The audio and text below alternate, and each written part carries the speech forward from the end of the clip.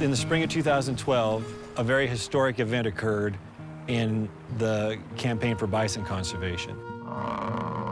Wild buffalo calves were born on the Fort Peck Reservation in northern Montana on the Great Plains.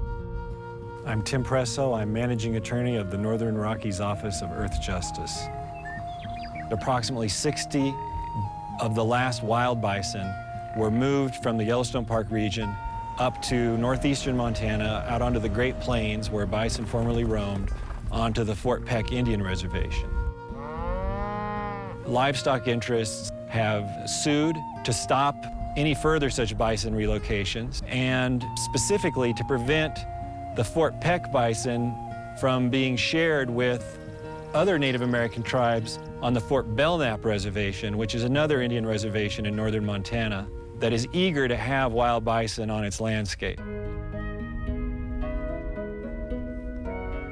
You know, I come to identify Itanon or buffalo or bison as an integral part of who we are, where we came from.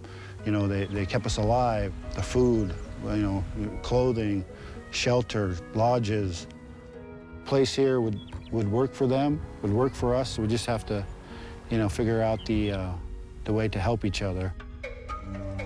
When you have a people that have a history like our people have with these magnificent animals, their absence has been felt by our people. And now that they're back, our people are more centered.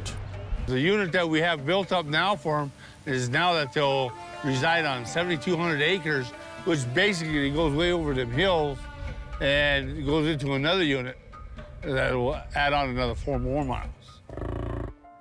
These animals were the center of our universe. They were so important to us that we regarded them as family. We couldn't have survived without them. Now that they need us, we need to step up for them. There's been over 6,000 of them killed over the last couple decades.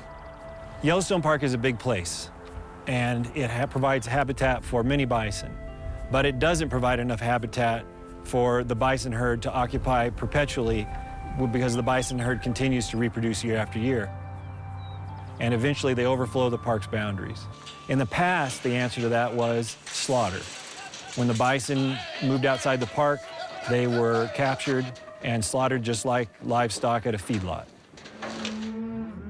The reason all this is going on is because ranchers claim that the bison could infect their cattle with a disease called brucellosis. Today, the last places where brucellosis still exists in the wild is Yellowstone, where the bison and the elk, some of them have infection of brucellosis. The curious thing about the way bison are treated is that while both bison and elk have the potential to transmit brucellosis to other wildlife and to cattle, elk get a free pass.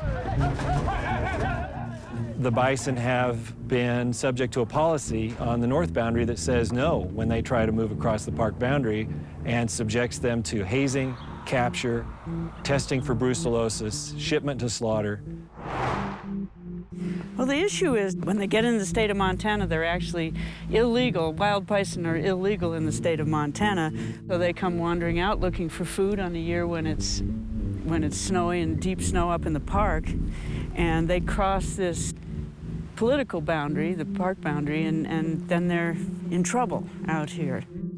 These are the descendants of the last wild bison that survived the slaughters of the 19th century, and we don't want to see them being slaughtered in the 21st century.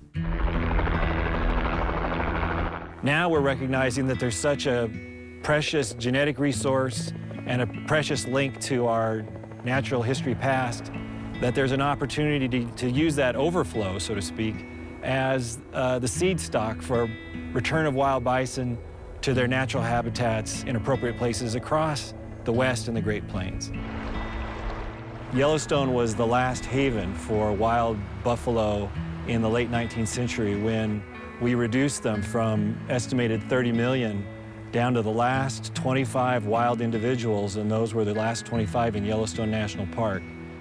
Now today, we're in the fortunate position that our natural heritage includes the descendants of those last wild bison. A lot of people practice law, but very few get to stand up in court and make an argument on behalf of these magnificent wildlife species that we still have: the grizzly bear, the wolf, the elk, and of course the bison. We're not going anywhere. This campaign will continue, and we will be there at every step of the way to make sure that the bison is a living, breathing part of the Montana landscape.